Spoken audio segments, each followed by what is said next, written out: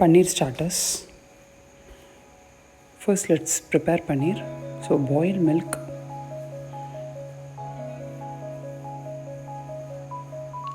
I have used about half liter of milk.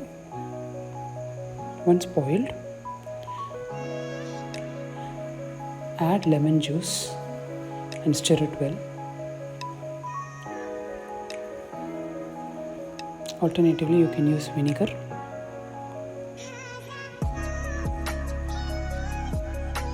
Milk will curdle, then switch off the gas. Place a damp cloth in a sieve. Drain the water. Rinse with fresh water to avoid the tangy flavor of lemon or vinegar.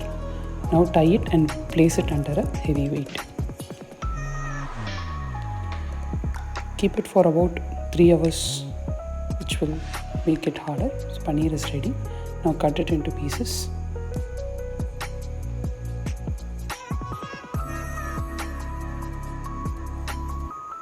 And keep it aside.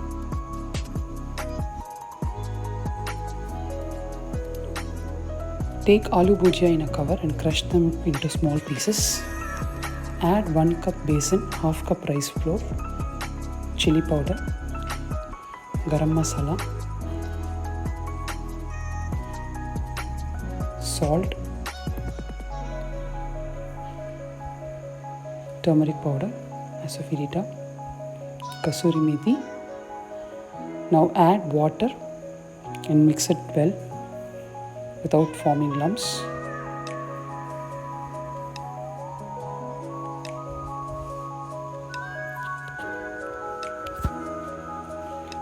Now soak the cut paneer in this mixture and then put it in the crumbled aloo bhujia and then dip it well.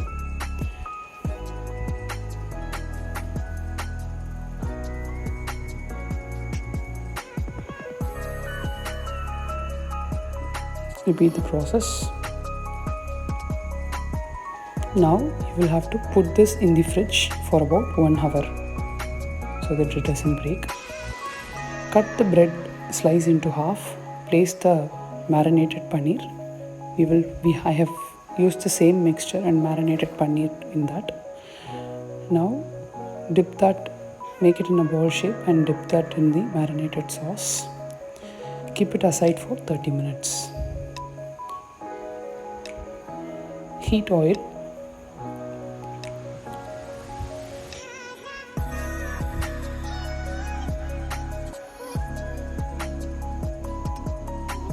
It is well set to fry now. Once the oil is heat, fry the paneer balls. Put it in a medium flame and fry it. Do not overcook.